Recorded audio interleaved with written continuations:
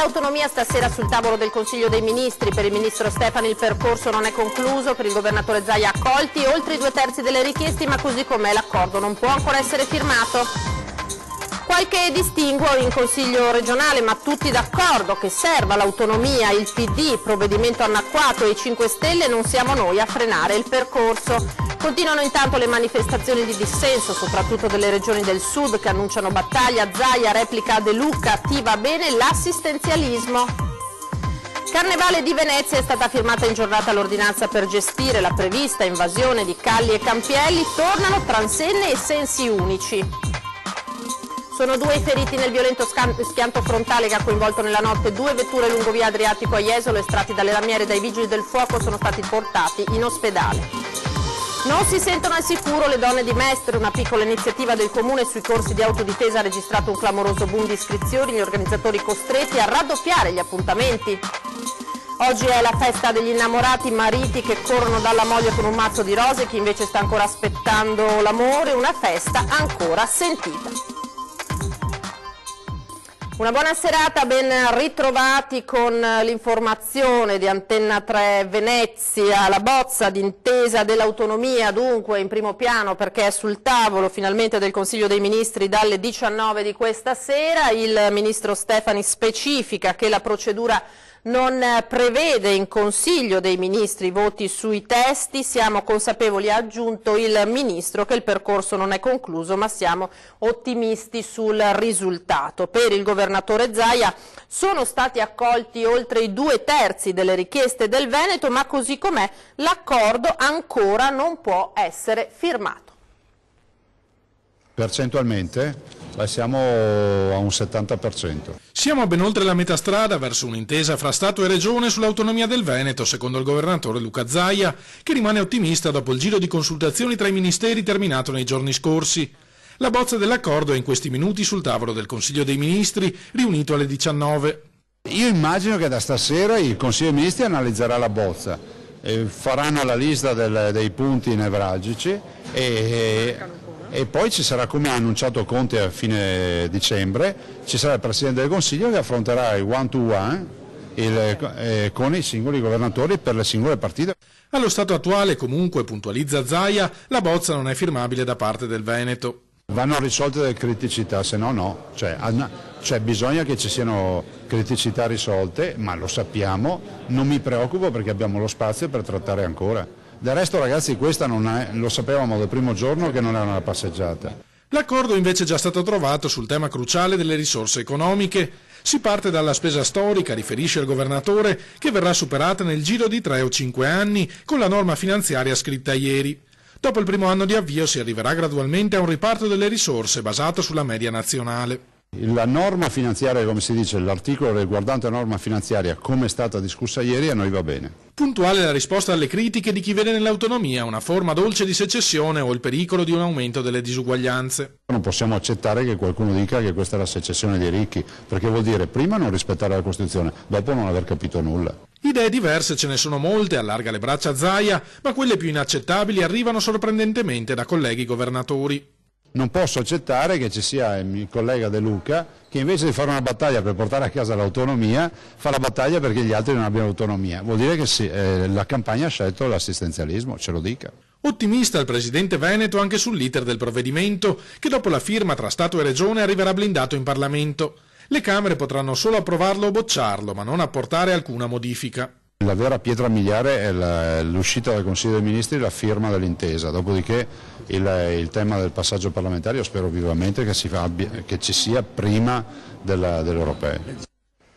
Tra i nodi da risolvere ci sono quelli di infrastrutture, trasporti e sanità, tutti ministeri a 5 Stelle, ma dai banchi del Consiglio regionale i grillini rassicurano, non saremo noi, dicono, a fermare l'autonomia. Nessuna resistenza dai ministeri a guida 5 Stelle, secondo il capogruppo in regione Jacopo Berti, che assicura il movimento non si metterà di traverso, ma anzi ha collaborato e collabora attivamente a un percorso che sta per concludersi in positivo. Il resto, sostiene, sono illazioni. Abbiamo visto il ministro Stefani pubblicamente assieme col ministro Toninelli, il ministro Grillo, il ministro Di Maio, proprio per portare a casa nel migliore e minor tempo possibile questi dossier. Quindi da parte nostra massima disponibilità per dare il via libera all'autonomia. Di autonomia annacquata parla invece il Partito Democratico, col capogruppo Stefano Fracasso che si chiede dove sia finita la richiesta dei 9 decimi delle tasse. È una proposta che assomiglia più a quello che noi dicevamo 2 anni fa, che non a quello che Zaia aveva scritto nella sua legge 2 anni fa. Sono spariti i 9 decimi delle tasse che dovevano restare, è sparito il residuo fiscale e si ragiona di competenze e di costi storici. Un cauto ottimismo si respira invece tra le file di Lega e Lista Zaia. Le richieste del Veneto sono chiare, abbiamo presentato una piattaforma molto articolata peraltro e ci sono ancora dei punti ancora da chiarire, però stiamo arrivando a un punto di definizione su tutte le materie, quindi anche io sono ottimista come il Presidente, come i nostri colleghi qui in Regione Veneto, sono ottimista sul fatto che arriveremo senz'altro a una risposta positiva in tutti i settori. Di contro però continuano anche le manifestazioni di dissenso, soprattutto da parte delle regioni del sud, pronte a opporsi all'autonomia.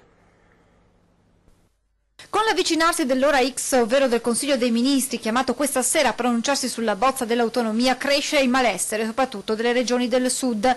Riunirò tutti i sindaci della provincia di Benevento per evidenziare il pieno dissenso nei confronti di una riforma che di fatto sancisce la fine del Servizio Sanitario Nazionale, del sistema di istruzione nazionale, ma soprattutto che determina un gettito fiscale a solo vantaggio delle regioni del nord, spiega il sindaco di Benevento Clemente Mastella. Intanto questa mattina in piazza Montecitorio, il primo cittadino di Napoli, De Magistris, con tanto di striscioni, ha organizzato una conferenza stampa durante la quale ha spiegato come a suo dire l'autonomia aumenti le disuguaglianze e le discriminazioni nel nostro Paese.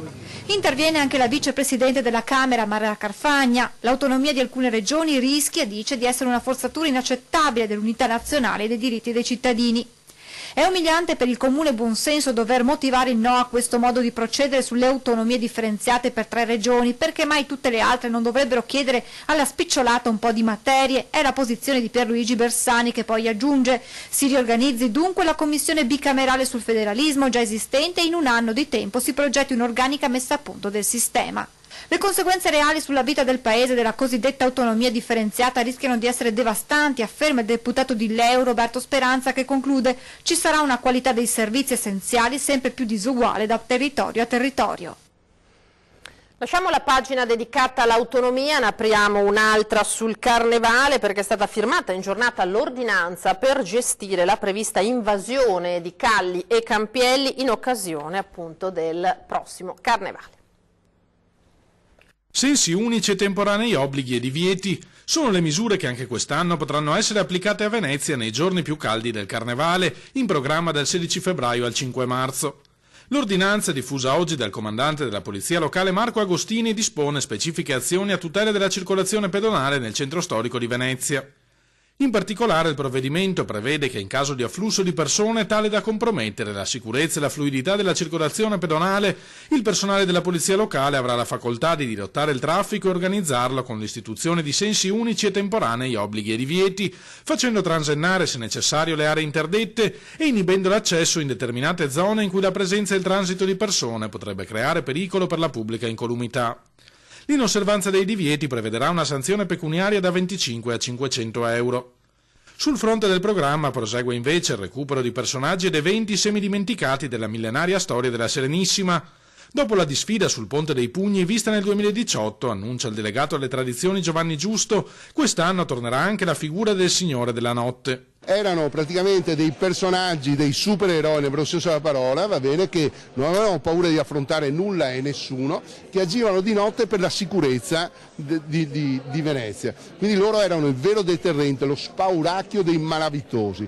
Erano personaggi che si confondevano con le tenebre e uscivano nel momento giusto, e per chi lo doveva affrontare erano dei momenti veramente tragici. Tanto che da là sembra addirittura che derivi, attenzione, ti faccio vedere l'uomo nero, ed era il Signore della Notte.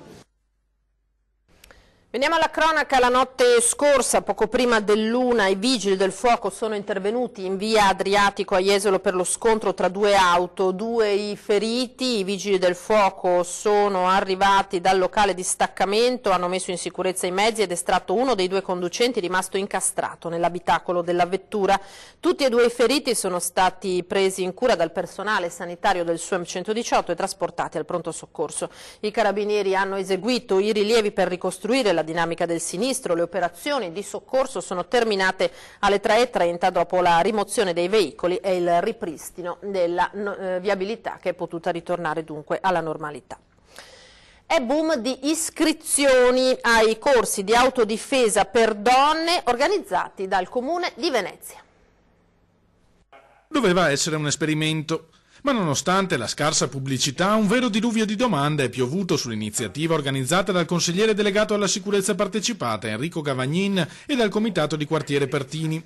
Corsi di autodifesa riservati alle donne, con un maestro di karate proveniente dai ranghi della Polizia di Stato. Questo progetto era nato come progetto pilota, è un test, ci aspettavamo 15-20 persone, al massimo 40, insomma, da suddividere poi in un paio di corsi. Fin da subito invece abbiamo avuto tra i 70 e le 80 iscrizioni da tutta la terraferma e anche una parte della Venezia centro storico. Numeri che testimoniano il crescente bisogno delle donne di sentirsi al sicuro quando camminano per strada nel comune di Venezia e hanno portato gli organizzatori a formare una seconda classe per far fronte alla pioggia di iscrizioni. Qui nel passato abbiamo avuto anche parecchie aggressioni, soprattutto nel femminile, e quindi una manifestazione di questo tipo, una formazione soprattutto di questo tipo ci pareva, ecco, la cosa migliore. I corsi, organizzati in 10 lezioni nella palestra di via Gagliardi, oltre a insegnare a difendersi fisicamente da un'aggressione, affrontano l'aspetto psicologico,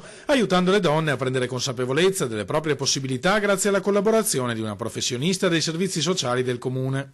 Oltre a lavorare sull'aspetto fisico, quindi a lavorare sulla percezione che la donna acquisisce del proprio corpo, quindi limiti e potenzialità, lavora molto anche sulle idee, quindi sulla percezione che la donna acquisisce della propria autoefficacia, quindi sono corsi che stimolano l'autonomia personale. È stato arrestato dai carabinieri di Mira un 30enne albanese destinatario di un mandato di arresto internazionale per numerosi furti in appartamento commessi in Albania nel 2015, con pena definitiva di 1 anno e mezzo e richiesta di estradizione. La giustizia albanese, diversamente da quella italiana, è infatti implacabile quando si parla di furti. L'uomo è stato individuato a Mira dalla pattuglia in servizio martedì pomeriggio. Durante i controlli al terminale è scattato l'allarme rosso per le ricerche internazionali a suo carico. Le procedure per l'estradizione in Albania sono già state completate.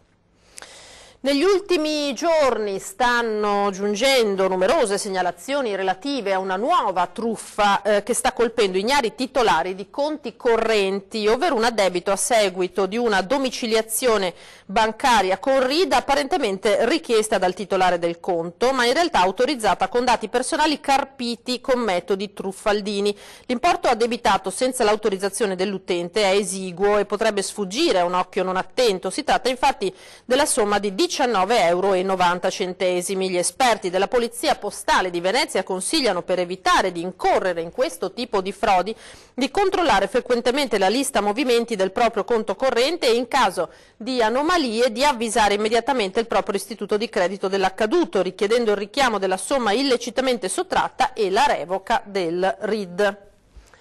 Cambiamo tema e diamo ora spazio alla denuncia di una donna di Mira. Sentiamo. Roberta, 54 anni, vive a Mira insieme allo zio disabile di 61 anni, parente affetto dalla sindrome di Down e per questo, a detta della nipote, non visitabile dai medici in quanto non in grado di capirne i sintomi visto il silenzio dei soggetti affetti da questa patologia.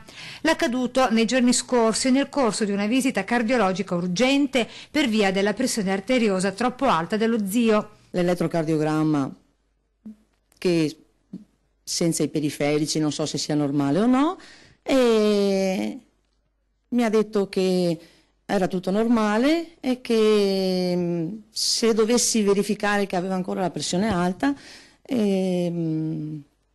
gli mettessi l'holter, lo portassi all'ospedale per mettere l'holter.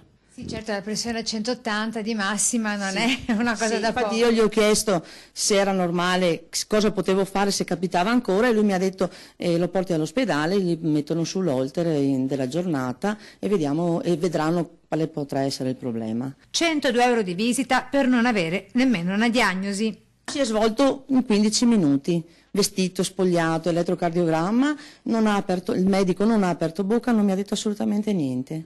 E dallo specialista poi con l'esame è andata dal medico di base, dal medico di medicina generale. Sì. Che cosa le ha detto? Che mi ha detto che è strano, che non ha appunto messo sti periferici che di solito usano per fare l'elettrocardiogramma, però non sa neanche lui il motivo. Non è la prima volta, dice Roberta, che si verifica un fatto tanto increscioso, e sempre nello stesso centro medico dove ha presentato un reclamo molto accorato. Ecco la risposta del poliambulatorio privato del posto. Sono stata contattata la mattina seguente subito dalla responsabile, si è scusata e mi ha detto che mi dava la possibilità, se avevo bisogno di fare delle ulteriori visite, degli sconti. Mi dava la possibilità di avere degli sconti per altre visite. Il problema non era gli sconti per altre visite, volevo risolvere il mio problema. La salute dello zio? Sì, sì. Quindi adesso lei cosa chiede? Non è che chiedo il rimborso dei soldi che ho speso, però un minimo di umanità, che visto la vita che faccio, visto che non gli faccio mancare niente, me lo porto in ferie, e se ha qualche problema lo porto a far visite, un minimo di umanità e non essere risarcita con dei sconti tipo supermercato. Ci fermiamo per qualche secondo, rimanete naturalmente con noi.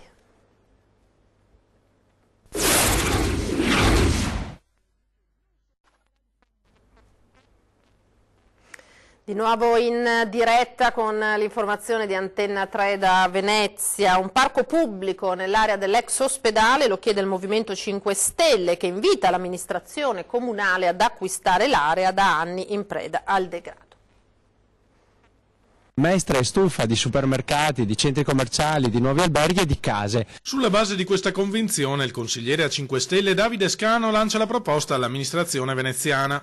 Il comune acquisisca l'area dell'ex ospedale Umberto I, da anni in preda al degrado, e vi realizzi un nuovo parco cittadino. Il terzo parco urbano di Mestre, noi l'abbiamo ribattezzato così amichevolmente il Central Park di Mestre. Dai circa 70 milioni di alcuni anni fa, ricorda Scano, il valore di quell'area è sceso ormai intorno ai 15, una cifra che il comune potrebbe benissimo spendere attraverso risorse proprie o reperite con bandi nazionali e europei per la riqualificazione delle aree urbane. Per appunto invertire la tendenza e dare un nuovo polmone verde alla città, perché ne ha bisogno per compensare l'inquinamento atmosferico, fare da spugna per quando succedono gli allagamenti sempre più frequenti.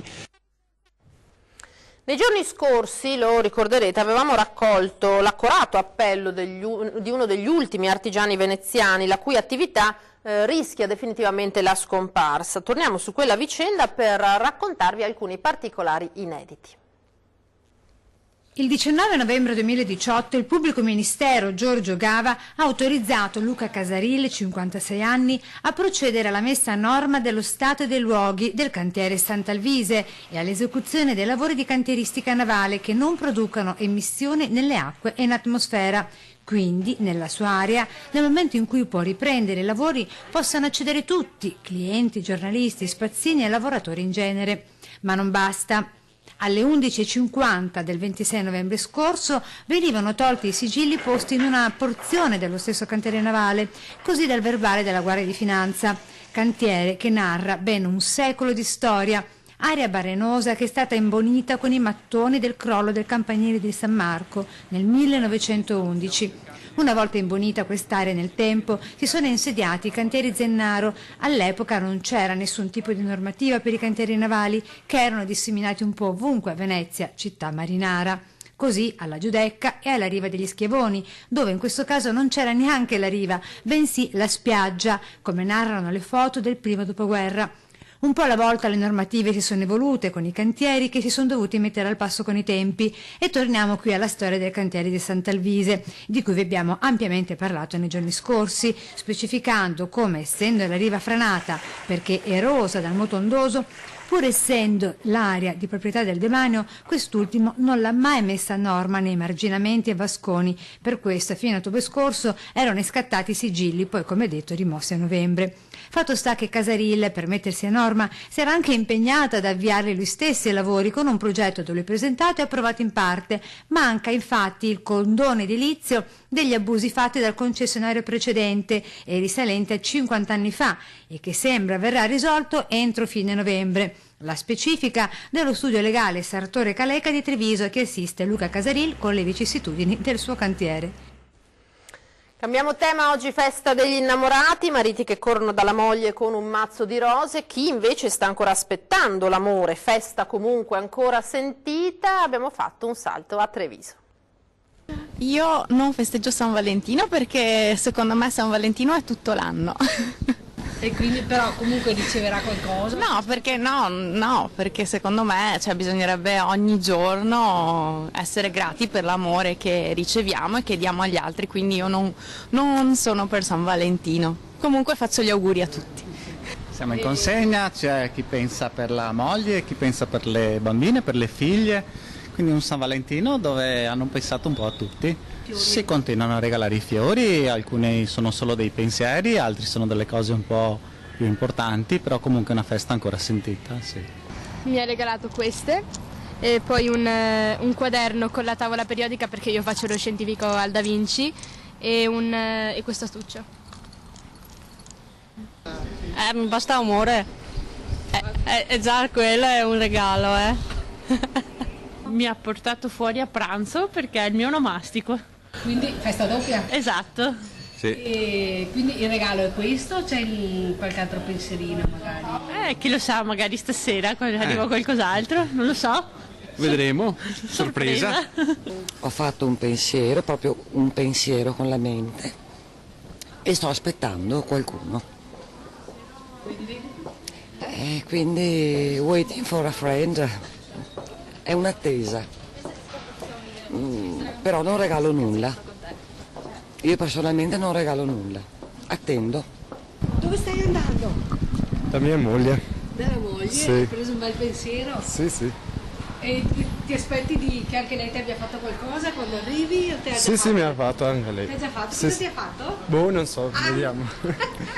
Ciao, grazie. La giornata degli innamorati e quindi auguro a tutti gli innamorati della città di Treviso di godersi questa bellissima città e questa bellissima giornata, ma soprattutto auguro a tutti gli innamorati questa sera di lasciarsi travolgere dall'amore che li unisce. Dimenticatevi i problemi, li riprenderemo per mano domani mattina, ma questa sera veramente godiamoci l'amore, godetevi le proprie fidanzati, mariti e mogli e non pensate ad altro. Viva l'amore!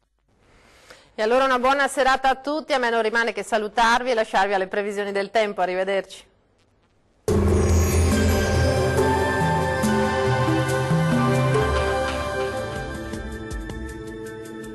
Ben ritrovati al meteo. Sul Veneto tempo asciutto e stabile un po' su tutti i settori. Il cielo si presenterà sereno o al massimo poco nuvoloso ovunque.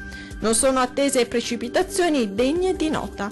Temperature minime comprese tra 0 e 1 grado, massime comprese tra gli 8 e i 13 gradi. Vediamo ora che tempo farà sul Friuli Venezia Giulia.